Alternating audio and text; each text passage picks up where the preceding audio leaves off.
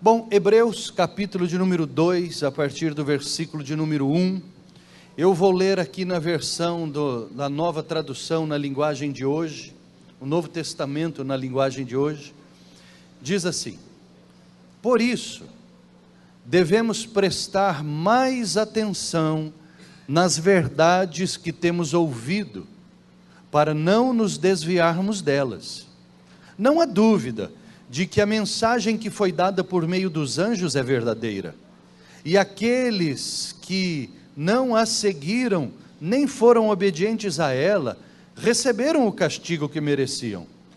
Sendo assim, como é que nós escaparemos do castigo, se desprezarmos uma salvação tão grande?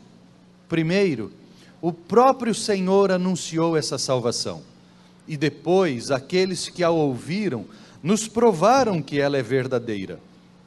Ao mesmo tempo, por meio de sinais de poder, maravilhas e muitos tipos de milagres, Deus confirmou o testemunho deles, e de acordo com a sua vontade, distribuiu também os dons do Espírito Santo. Pois Deus não deu aos anjos o poder de governar o mundo novo que está por vir, o mundo do qual estamos falando. Pelo contrário, em alguma parte das Escrituras Sagradas, alguém afirma: que é um simples ser humano, ó Deus, para que penses nele? Que é o ser mortal para que te preocupes com ele? Tu o colocaste por pouco tempo em posição inferior à dos anjos. Tu lhe deste a glória e a honra de um rei, e puseste todas as coisas debaixo do domínio dele. Quando se diz que Deus pôs todas as coisas debaixo do domínio dele, isso quer dizer que nada ficou de fora. Porém, não vemos o ser humano governando hoje todas as coisas, mas nós vemos Jesus fazendo isso. Por um pouco de tempo, ele foi colocado em posição inferior à dos anjos, para que pela graça de Deus ele morresse por todas as pessoas. Agora, nós o vemos coroado de glória e de honra, por causa da morte que ele sofreu. Pois Deus, que cria e sustenta todas as coisas, fez o que era apropriado, e tornou Jesus perfeito, por meio do sofrimento. Deus fez isso, a fim de que muitos, isto é, os seus filhos, tomassem parte na glória de Jesus, pois é Jesus quem os guia para a salvação. Jesus purifica as pessoas dos seus pecados, e todos, tanto ele como os que são purificados, têm o mesmo Pai. É por isso que Jesus não se envergonha de chamá-los de irmãos, como ele diz: ó Deus, eu falarei a respeito de ti aos meus irmãos, e louvarei na reunião do povo. Diz também: eu confiarei nele. E diz ainda: aqui estou eu com os filhos que Deus me deu. Os filhos, como ele os chama, são pessoas de carne e sangue, e por isso o próprio Jesus se tornou igual a eles, tomando parte na natureza humana deles. Ele fez isso para que por meio da sua morte pudesse destruir o diabo, que tem o poder sobre a morte, e também para libertar os que foram escravos toda a sua vida por causa do medo da morte. É claro que ele não veio para ajudar os anjos. Em vez disso, como dizem as Escrituras, ele ajuda os descendentes de Abraão. Isso quer dizer que foi preciso que Jesus se tornasse em tudo igual aos seus irmãos, a fim de ser o grande sacerdote deles, bondoso e fiel no seu serviço a Deus, para que os pecados do povo fossem perdoados. E agora, Jesus pode ajudar os que são tentados, pois ele mesmo foi tentado e sofreu.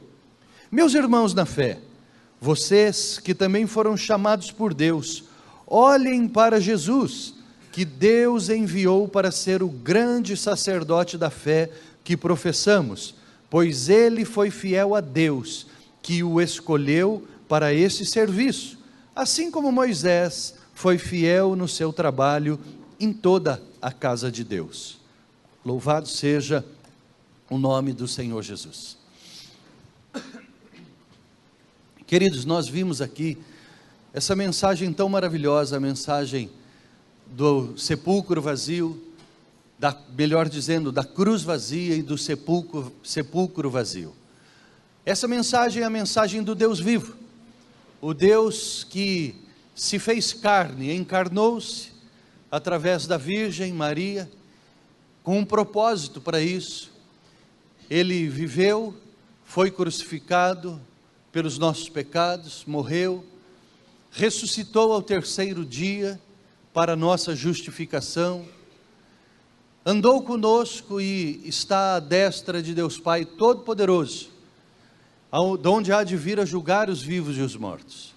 E Ele está lá ao lado de Deus para interceder, mediar por cada um de nós que aqui estamos, que cremos no Senhor Jesus Cristo de Nazaré. Essa mensagem é muito bonita, e essa mensagem que foi aqui cantada com maestria, representada, dançada, é uma mensagem que nós participamos dela. E eu quero hoje aqui falar sobre a Páscoa, através de 4 estações que nós precisamos entender. A primeira estação da Páscoa, ela cabe a cada um de nós, a criação. A Páscoa existe, meus queridos, porque nós fomos criados. Na verdade, tudo que Jesus fez, faz e fará, é porque nós existimos. É porque Deus criou o homem. Nós existimos porque Deus nos criou. E nós fomos criados com um propósito. E nós não estamos cumprindo este propósito. E por causa disso, aí então entra Jesus Cristo. Ele nasce, ele tem que nascer para morrer, ele encarna-se, o Deus eterno se faz carne para sofrer o que sofremos, para morrer como homem, para viver como homem, mas para viver como um homem debaixo do propósito de Deus. Propósito esse que Jesus, ele vem mostrar para mim e para você que é possível que seja vivido, porque ele viveu este propósito segundo o homem, como um homem cheio do Espírito Santo. Nunca deixou de ser Deus, obviamente, mas ele sofreu como homem, ele viveu como homem, ele morreu como um homem, e ele ressurgiu como um homem, como eu e você um dia ressurgiremos. E tudo isso aconteceu exatamente por isso, porque criados com um propósito ao qual não estamos cumprindo, Jesus então ele vem para redimir este propósito da criação, como está aqui do versículo 5 ao versículo número 8, que diz: pois Deus não deu aos anjos o poder de governar o mundo novo que está por vir, o mundo do qual nós estamos falando. Pelo contrário, em alguma parte das Escrituras sagradas alguém afirma: que é um simples ser humano, ó Deus, para que penses nele? O que é o ser mortal, para que te preocupes com ele? Tu o colocaste por pouco tempo em posição inferior à dos anjos, tu lhe deste a glória e a honra de um rei, e puseste todas as coisas debaixo do domínio dele.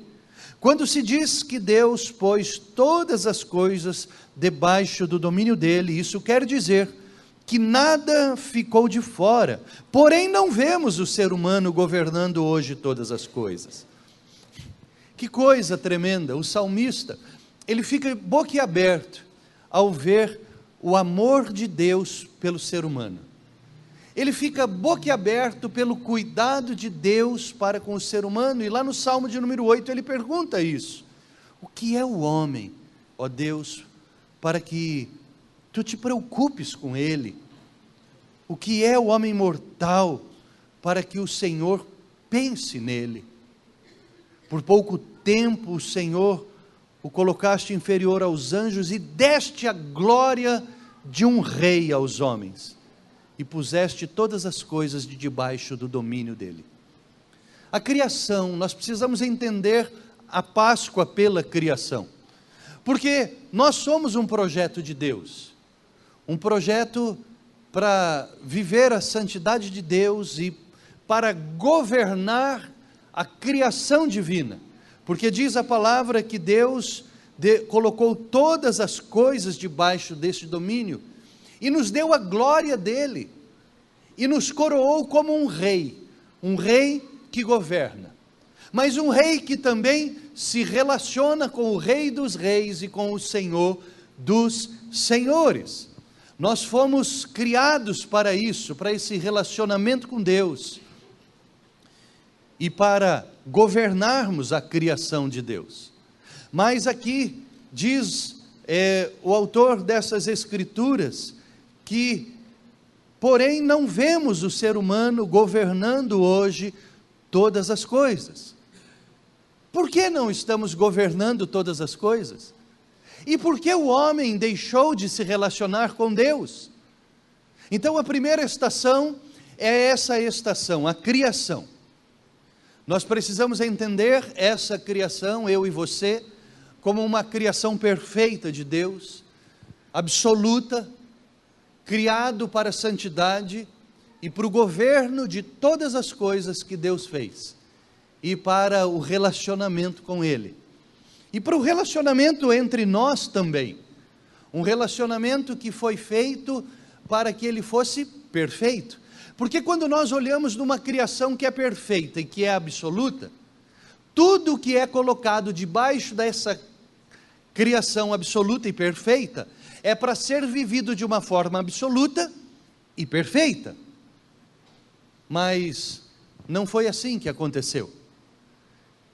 Por que que não aconteceu isso? Nós então partimos para a segunda estação, a traição. Porque nós traímos Deus. Nós fomos criados com um propósito de governar toda a criação.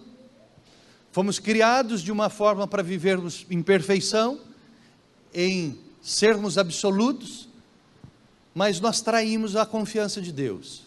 Aos moldes de Judas, nós traímos Jesus quando pecamos. Na história do Calvário, nós conhecemos Judas e malhamos Judas. Está certo que não como fazíamos quando não havíamos nos convertido, não é? A criançada adorava malhar o Judas, não sei se vocês participaram disso, não é? Do boneco Judas, e a gente saía batendo em Judas, e arrancava a cabeça de Judas, e pendurava ele, não é? Mas eu estou querendo dizer de malhar ele, às vezes, com palavras. Judas, aquele traidor. Mas nós também traímos o Senhor. Nós também o traímos aos moldes de Judas, quando nós entregamos a nossa vida ao pecado. Porque se nós fomos criados para sermos perfeitos e santos, ao mentirmos, furtarmos, adulterarmos, todas essas coisas, nós estamos traindo a confiança do Senhor. Nós o traímos também, o beijamos na face e entregamos ele aos verdugos. Ele veio morrer por nossa causa. A Páscoa existe porque fomos criados por Deus, perfeitos e absolutos, mas nos desviamos desse propósito, e Deus não desistiu de nós. Por isso que o salmista diz: o que é o homem, Senhor, para que se preocupe com eles, para que ainda pense nele? O que tu tens com este homem?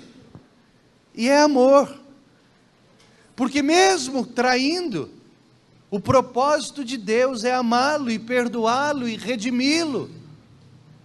Deus quer nos resgatar, porque quando traímos ao Senhor, e diz aqui no versículo 14, a parte B, para que pudesse destruir o diabo, que tem o poder sobre a morte, e também para libertar os que se tornaram escravos toda a sua vida, por causa do medo da morte.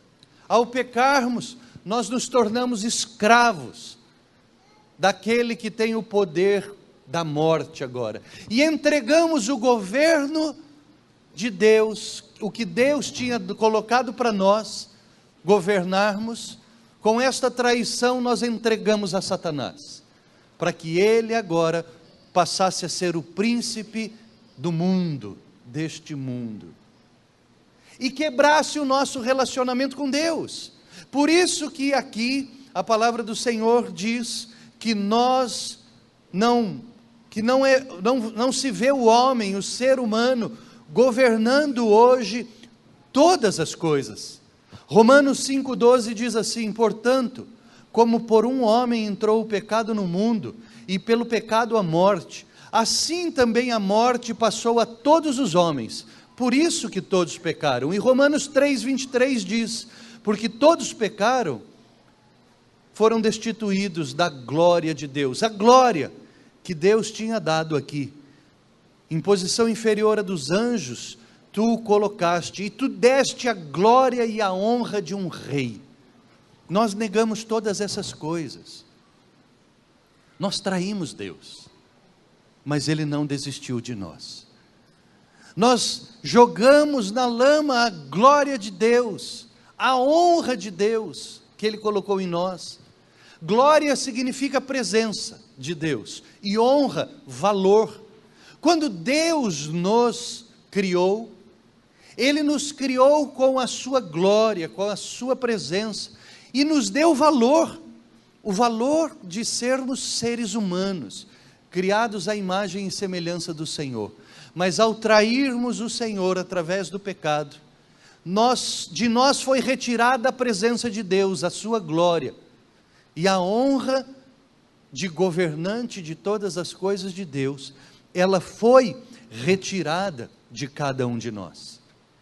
Nós precisamos olhar a Páscoa então também através da traição, através primeiro da criação, porque a Páscoa ela existe por causa de nós, e porque nós pecamos, porque se não houvesse havido pecado, não haveria necessidade da terceira estação, que é a crucificação. Não haveria a necessidade da encarnação de Jesus Cristo. Se não houvesse pecado, não haveria Natal. Não haveria Natal. Porque o Natal, ele simboliza o quê? A encarnação do Deus vivo e verdadeiro, Deus que é Espírito, entrega o seu Filho para encarnar-se, para nascer, para Ele morrer. Porque o Natal, ele está relacionado também com a Páscoa, porque Jesus nasceu da Virgem para morrer, e Ele teve que morrer, porque nós fomos criados e nos desviamos do propósito e pecamos, mas Deus nos ama. O que é o homem, Senhor, para que nele penses? O que é o mortal para que se preocupe com ele? E Deus tem a resposta: são meus filhos, são meus amados filhos. Então, Jesus agora ele precisa morrer. Versículo 9 e 10, mas nós vemos Jesus fazendo isso. Por um pouco de tempo, ele foi colocado em posição inferior à dos anjos, e que coisa interessante, porque também diz aqui de mim e de você, que por um pouco de tempo, nós fomos colocados numa posição inferior à dos anjos também. Ou seja, ele foi colocado numa condição igual à minha e à sua, na mesma posição,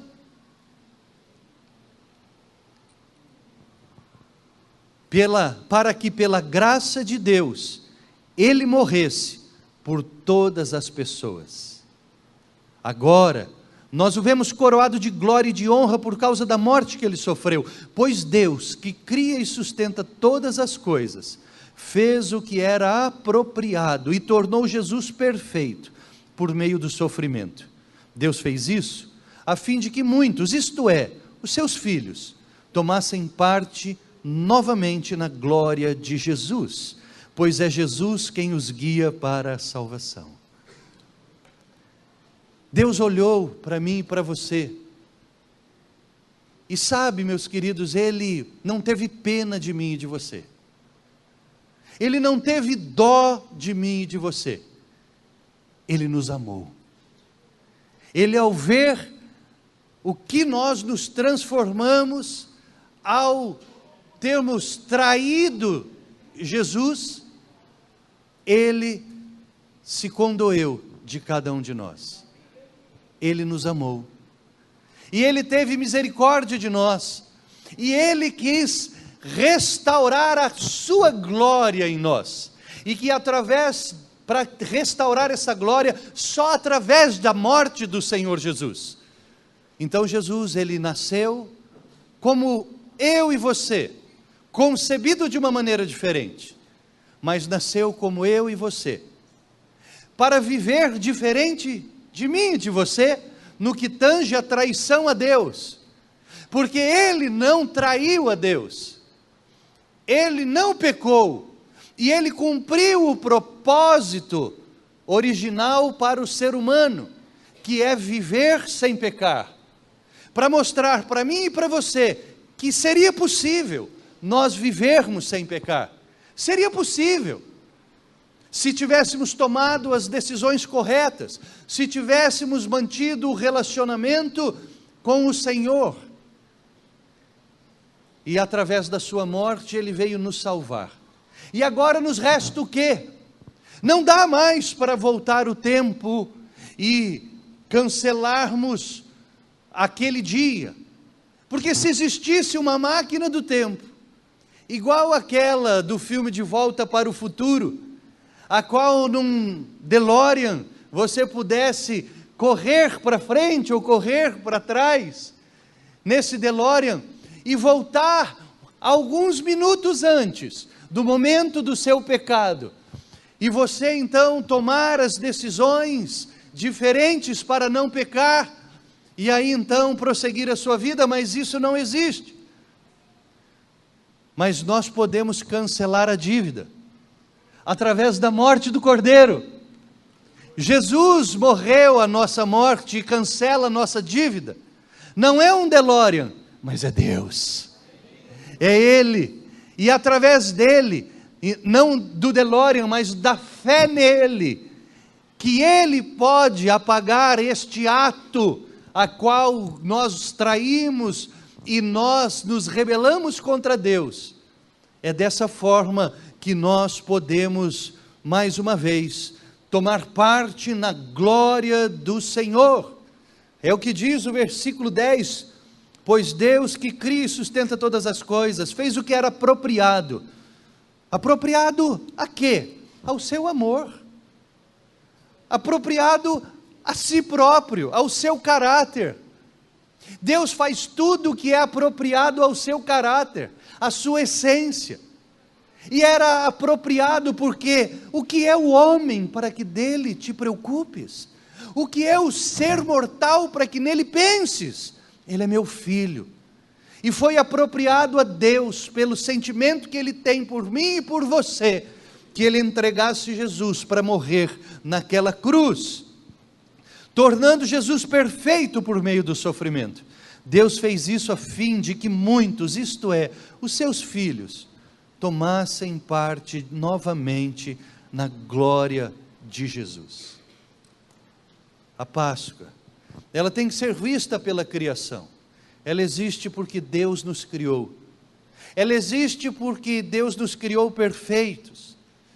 Para sermos perfeitos e termos uma relação com Ele e governarmos tudo o que Ele fez. Mas a Páscoa existe porque nós o traímos. E perdemos a sua glória, e perdemos o valor, e perdemos o relacionamento, e perdemos o governo. Passamos tudo isso para o inimigo das nossas almas. Mas Deus fez o que era apropriado, porque Ele nos ama. E Ele quer devolver todas essas coisas para mim e para você. E tornou possível isso através da cruz, da morte do Senhor Jesus Cristo de Nazaré. E todos aqueles, ou seja, não são todos os homens, mas aqueles, muitos, que se tornam seus filhos. Porque lá em João diz que aqueles que se achegam a Jesus e recebem o Espírito Santo, deu-lhes Deus poder para serem feitos filhos de Deus. A Páscoa também tem que ser vista através dos olhos do Espírito. O Espírito que tem poder para nos transformar novamente em filhos de Deus. O Espírito Santo está ativamente em todas as coisas. E quando passamos pela cruz, crucificados somos com Cristo, entregamos a vida ao Senhor, recebemos o Espírito, que nos transforma novamente em seres humanos gloriosos, filhos de Deus. Onde está a glória do ser humano? Em ser filho de Deus. É aí a glória. E Deus devolve essa glória para mim e para você, de sermos filhos. E diz aqui a palavra que Ele não se envergonha de nos chamar de irmãos, porque a glória dEle está em nós novamente. E mais do que isso, nos é devolvida o poder do governo, mas agora o governo do reino. Nós vivemos agora, pela cruz, pelo sacrifício de Jesus, agora há a possibilidade de, daqueles que creem neste sacrifício, de voltarem a ser filhos de Deus, de voltarem a ter a glória de Deus, e de voltarem a governar as coisas de Deus. Mas aqui há uma possibilidade por enquanto. A cruz, há 2017 anos atrás, era uma possibilidade, porque Jesus agora, ele havia sido maltratado, ele havia sido humilhado, torturado, tinha suado gotas de sangue, e logo após isso, logo após a sua pele estar sensível, porque todas as veias capilares do seu corpo, da sua pele, melhor dizendo, haviam arrebentado. Diz que no Getsemane ele suou gotas de sangue, e ele se tornou um hematoma só. Imagina, você quando bate a perna, o dedinho na ponta da cama, dói, né, bater o dedinho, ele fica roxo, mal dá para encostar no dedinho, mal dá para encostar no hematoma. Jesus estava assim, da cabeça aos pés, ele era um puro hematoma, e ele é entregue agora para ser chicoteado, e aquela pele sensível é dilacerada. Dizem os historiadores, a ponto de se ver as estruturas profundas do seu corpo, ao ser chicoteado com aquelas tiras de couro, que levavam na ponta bolinhas, esferas de ferro, e ossos e ganchos, ao baterem na sua carne, dilaceravam a sua carne, a ponto de lhe ver as costelas. E diz os historiadores, as estruturas profundas do seu corpo. E ao ser pregado naquela cruz, havia a possibilidade da redenção dos homens. Mas o sacrifício ainda não estava completo, e nem se sabia se Deus aceitaria este sacrifício, porque o cordeiro precisava ser imaculado, o cordeiro precisava ser perfeito, porque quando nós olhamos lá para trás e vemos o sacrifício, o cordeiro precisava ser perfeito, não podia ter defeitos, macho, sem defeitos, porque senão Deus não aceitaria. Há a possibilidade agora na cruz, há um suspense no universo. Jesus pregado naquela cruz e levantado, e ali ele começa a sofrer os horrores da cruz, mas ele ainda vivo está, recebe os pecados dos homens, da humanidade, se faz trevas sobre a terra, trevas tão densas, que também os historiadores dizem que ela era tão espessa que parecia que dava para se cortar com uma faca. a ponto de ninguém enxergar nada e todos ficarem em suspenso. Eu imagino o silêncio que ficou aquelas horas sobre a terra envolta em trevas. E agora o inferno, talvez em festa, porque estava dizendo: morreu, ele morreu, ele morreu, nós conseguimos o nosso intuito. Jesus, antes de expirar, ele diz: está tudo consumado, Senhor, está tudo feito, entrego nas tuas mãos o meu espírito. E ele expira. Lhe é retirado da cruz e é colocado num sepulcro novo. E ali a terra continua em suspense. 3 dias, ele está morto, supostamente morto, supostamente morto, porque diz o credo apostólico, que ele, naquele momento, em que aos olhos humanos ele estava morto, ele desceu à mansão dos mortos, e ele diz exatamente aquilo que pastor Geraldo abre o culto. Ele desce à mansão dos mortos, e ele entra na mansão dos mortos. Ele diz assim: ó aguilhão da morte, ó morte, aonde está o teu aguilhão? O que é um aguilhão? O aguilhão é um arpão, como um anzol. Quem gosta de pescar sabe o que é um anzol. Um anzol é algo que tem na sua ponta uma fisga, que uma vez que o peixe morde, você puxa e ele fisga, e ele pode lutar o quanto ele quiser, ele está fisgado, porque ali tem uma pontinha que prende-lhe pela carne. O arpão é isso. Você já viu um arpão? Pesca submarina, lança o arpão no peixe e ele transfixa o peixe, e aí ele está preso no aguilhão. E Jesus, ele vem assim e pergunta agora: ó morte, aonde está o teu aguilhão? Aonde está o teu aguilhão em mim? Porque eu não pequei. A palavra diz que o salário do pecado é a morte, mas Jesus não peca, então ele não foi fisgado pela morte. E ele desce à mansão dos mortos, e diz agora então para aquele que pensa ser o dono da morte, e até então ele pensava que era, e ele diz assim: vou levar os que são meus, vou levar cativo o cativeiro.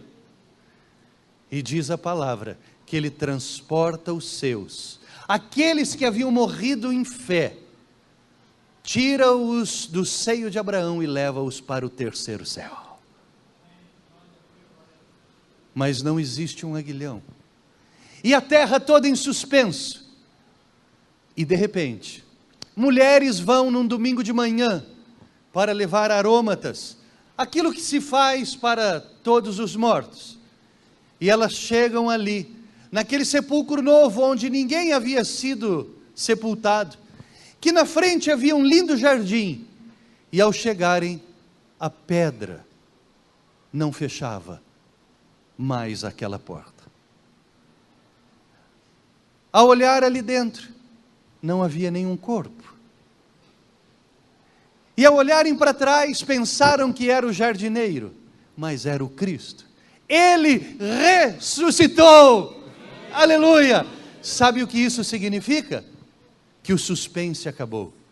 Deus aceitou o sacrifício. Aleluia! Ele aceitou o sacrifício. E agora, como ele aceitou o sacrifício de Jesus, todos aqueles que estão em Cristo Jesus estão vivos para a eternidade. A Páscoa tem que ser vista pela criação, tem que ser vista pela traição, tem que ser vista pela crucificação, mas também tem que ser vista pela ressurreição. Versículo 9, ele disse: agora nós vemos Jesus coroado de glória e de honra por causa da morte que ele sofreu. Ele está coroado, agora ele é rei. Lembram que lá atrás Deus nos criou menor do que os anjos, e da mesma forma Deus criou Jesus menor do que os anjos. E diz que quando nós fomos criados menores do que os anjos, fomos coroados como reis, mas ao trairmos, perdemos a coroa.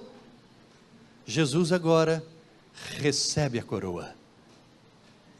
E aqueles que se entregam a Jesus Cristo, estão com a sua coroa, à espera no dia da ressurreição. Aleluia! Porque diz a palavra do Senhor através de Tiago, que bem-aventurado é aquele homem e mulher que aceita a provação com perseverança, porque como o Senhor prometeu, Ele dará a coroa da vida àqueles que o amam. Se nós amamos a Jesus, se nós cremos a Ele, Ele nos dará a coroa da glória, a qual nos está reservada lá no céu. Aleluia! Porque ainda não chegou o tempo da nossa ressurreição. Hoje ainda é o tempo da cruz. Estou crucificado com Cristo. Não sou mais eu quem vive, mas Cristo vive em mim, diz a palavra do Senhor. 1 Coríntios 15, 20 a 22 diz assim: mas de fato, Cristo ressuscitou dentre os mortos. É fato, foi provado. O sepulcro está vazio, os ossos dele nunca foram encontrados, porque a palavra do Senhor diz que o Santo de Deus não veria corrupção, e ele não se decompôs.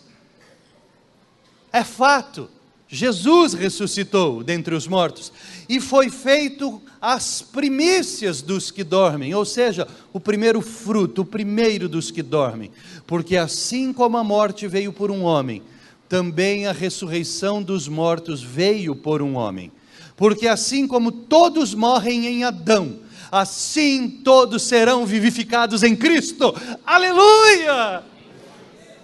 Nós o traímos como Adão, e como Adão nós morremos, mas nós cremos em Jesus, e somos vivificados por Ele. O diabo veio para roubar, matar e destruir, mas Ele veio para dar vida, e vida em abundância. O salário do pecado é a morte, mas o dom gratuito de Deus é a vida eterna em Cristo Jesus. Aleluia! De fato Ele ressuscitou, e Ele é o primeiro. Sabe quem serão os próximos?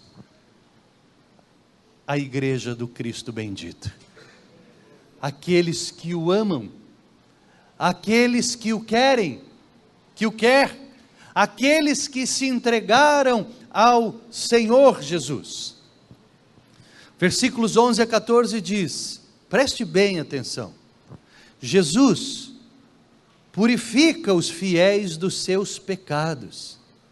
Jesus purifica os fiéis dos seus pecados. E todos, tanto Ele como os que são purificados, têm o mesmo Pai. E é por isso que Jesus não se envergonha de chamá-los de irmãos. Como Ele diz, ó Deus, eu falarei a respeito de Ti aos meus irmãos e Te louvarei. Nessa reunião do povo, Ele está aqui, louvando a Deus junto conosco, porque Ele está vivo. Ele está vivo. De fato, Ele ressuscitou, e junto conosco está na reunião dos santos, louvando e glorificando a Deus, como eu, boquiaberto aqui, ao ver o coral cantando, ao ver as meninas dançando, ao ver o empenho de um povo, que está se empenhando não por causa de nós, mas por causa dEle, que nasceu, morreu e ressuscitou. Aleluia! Diz também, eu confiarei nele. E diz ainda que eu estou com os filhos que Deus me deu. Os filhos, como Ele os chama, são pessoas de carne e de sangue. É você, tem carne, tem sangue. E por isso o próprio Jesus se tornou igual a eles, tomando parte na natureza humana deles. Ele fez isso para que por meio da sua morte pudesse destruir o diabo. E a palavra de Deus diz assim: aquele que verdadeiramente é nascido do Senhor, o maligno não o toca, porque ele destruiu o diabo. Jesus destruiu o diabo, e aqueles que estão em Cristo Jesus, o maligno não os toca, porque Jesus destruiu o diabo, e destruiu o império das trevas em nós, porque a palavra diz que Ele nos transportou do império das trevas para o Filho, para o reino do seu Filho amado. E se somos irmãos, esse reino é nosso, o reino do Senhor Jesus Cristo de Nazaré. Quero concluir aqui com o versículo 1 do capítulo 3 de Hebreus. Meus irmãos na fé, vocês que também foram chamados por Deus, olhem para Jesus. Vocês que também foram chamados por Deus, olhem para Jesus. E um pouquinho mais para frente ele vai dizer assim: olhai firmemente para o autor e consumador da sua fé, que é Jesus Cristo de Nazaré.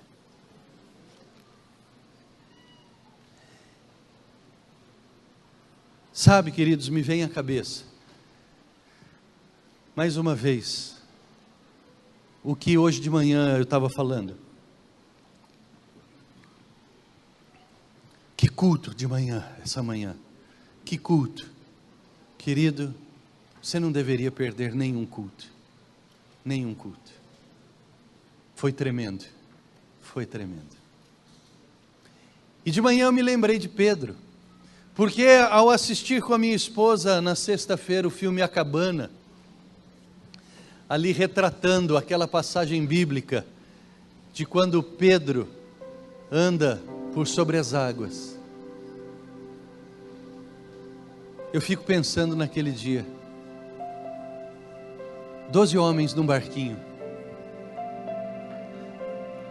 12 homens naquele barquinho, e o barco batendo, e o medo se apoderando de cada um deles.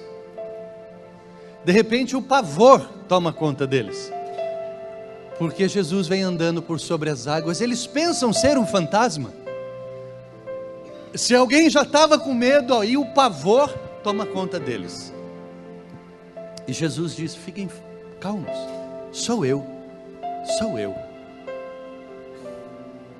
E naquele momento de coragem, Pedro diz assim: se és tu, Senhor, manda que eu vá ter contigo por sobre as águas. E Jesus então diz: vem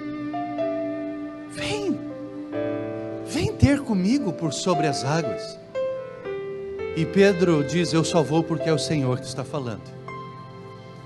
E Pedro então, ele naquele momento dá um passo de fé, porque para um ser humano e para um pescador, que está aí dentro de um barco, e que ele sabe que pelas leis da natureza, aquilo que se coloca em cima da água afundará, Pedro dá um passo de fé, e ele pisa sobre as águas, e ele começa a andar sobre as águas, e ele vai olhando para Jesus, andando por sobre as águas.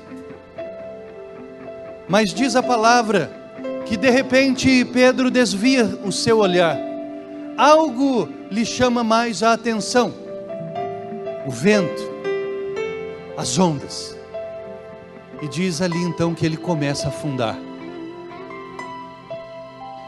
Mesmo Pedro tirando os olhos dos olhos de Cristo, começando a afundar, Jesus o pega pela mão, porque a palavra diz: sou eu que te tomo pela mão e te levanto. E ele levanta aquele homem, e o coloca de novo sobre a segurança daquele barco. No filme é interessante esse retrato, quando aquele jovem sai no barco e anda com Jesus por sobre as águas, encontra a sabedoria na praia, e a palavra de Deus diz que a sabedoria também é uma pessoa, e ali ele, confrontado pela sabedoria, como eu e você, somos confrontados pela sabedoria bíblica, não é? Porque isso aqui serve para nos confrontar. Nós nos arrependemos dos nossos pecados, e aquele moço, ele queria voltar para se lançar aos pés de Deus, porque ele tinha consciência de que ele tinha pecado contra Deus. E naquele momento do filme foi tão interessante que ele volta, e ele, naquela ânsia, ele entra no mar e ele começa a afundar. Jesus ficou na areia, e Jesus então, ele olha para trás e Jesus fala: é melhor fazer isso comigo. E aí ele entende que só com Jesus nós podemos andar agora. E aquele moço, me arrepia, sabe por quê? Porque isso é realidade, isso é realidade. E aquele moço então agora começa a andar com Jesus por sobre as águas, e aí ele olha para Jesus, e eu não sei se ele pisca para Jesus ou Jesus pisca para ele, e eles saem correndo por sobre as águas. Agora vira uma alegria andar com Jesus, e é essa alegria que eu e você precisamos reconquistar, a alegria agora de correr por sobre as águas com Jesus. Sabe por quê? Porque Ele nos purificou de todos os nossos pecados, Ele devolveu a glória de Deus para mim e para você, Ele devolveu a coroa para mim e para você, Ele devolveu o valor, Ele devolveu a dignidade, Ele devolveu tudo que foi roubado pelo pecado. E Deus, aprove a Deus me amar, te amar e dizer: filho meu, aqui está tudo o que te pertence, a minha glória. Aleluia!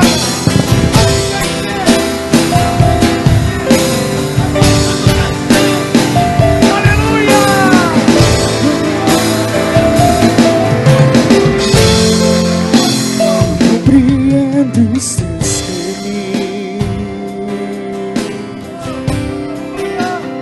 te darei a minha canção, doces palavras te darei, te darei, te darei. Me sustentas em minha dor, isso me leva mais perto de ti, mais perto dos teus caminhos. Ao redor de cada esquina, em cima de cada montanha, eu não procuro por coroas ou pelas águas das fontes. Intensamente eu te busco, com coração eu acredito que a visão da tua face é tudo, tudo, tudo que eu preciso. Eu te direi que vai valer a pena, que vai valer a pena, que vai valer a pena mesmo. Eu te direi que vai valer a pena, que vai valer a pena, que vai valer a pena mesmo. E quando o grande dia chegar, quando o grande dia chegar, quando o grande dia chegar, ele vem. Quando o grande dia chegar, quando o grande dia chegar, nós te diremos, Senhor, eu te direi, Senhor, valeu a pena, Senhor, valeu a pena. Diga forte, diga igreja, Senhor, valeu a pena.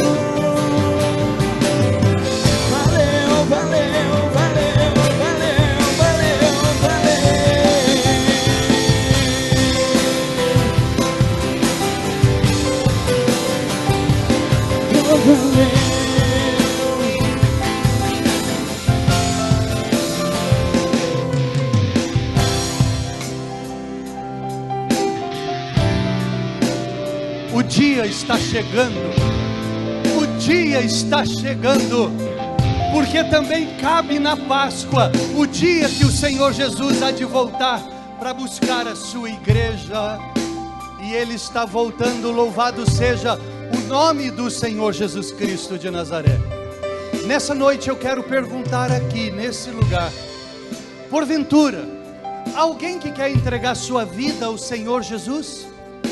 Alguém que entende que nós fomos criados para o louvor da glória do Senhor, e que mesmo com todos os erros que porventura nós pudemos ter tido nas nossas vidas, Jesus morreu a nossa morte, e todo aquele que nele está tem a vida eterna. Alguém gostaria de entregar sua vida a Jesus essa noite? Levanta sua mão se alguém quer entregar sua vida a Jesus. Alguém aqui querendo entregar sua vida a Jesus? Não? Todos entregaram suas vidas a Jesus Cristo? Amém?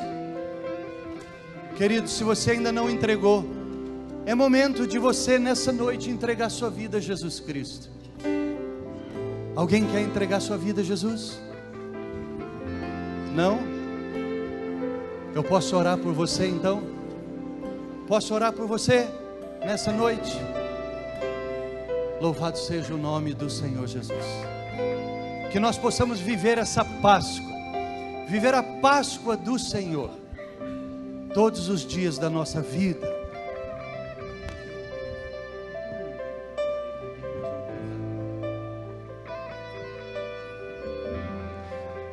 Talvez você já tenha entregue sua vida para Jesus Cristo, amém? Mas mais uma vez, eu quero perguntar: você quer entregar o teu coração para Jesus essa noite? Amém? Se você quer entregar seu coração para Jesus, levanta sua mão nesse momento. Quem gostaria de entregar seu coração a Jesus? Levanta a sua mão. Aleluia! Louvado seja o nome do Senhor Jesus Cristo de Nazaré. Eu quero orar com você aqui essa noite, meu querido. Quero orar contigo essa noite, você que entregou o seu coração a Jesus. Agora, eu quero te falar uma coisa: reine com Ele, ande com Ele por sobre as águas, viva tudo o que Jesus quer que você viva. Mas para viver o que Jesus quer que nós vivamos, você vai precisar renunciar muitas coisas na sua vida. Ele renunciou à glória por um pouco de tempo e a tomou de volta.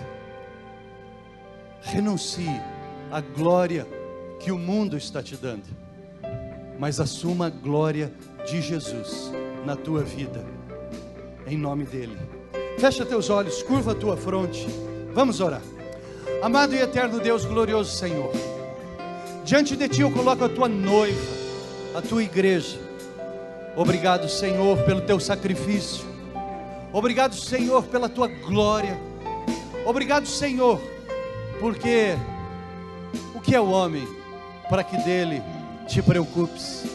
O que é o ser humano mortal para que penses nele? Nós somos Teus filhos e assim nós queremos viver.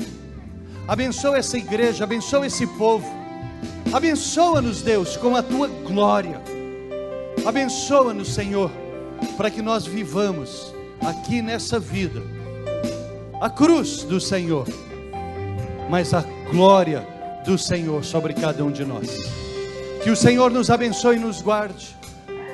Que o Senhor eleve o seu rosto sobre as nossas vidas e tenha misericórdia de nós.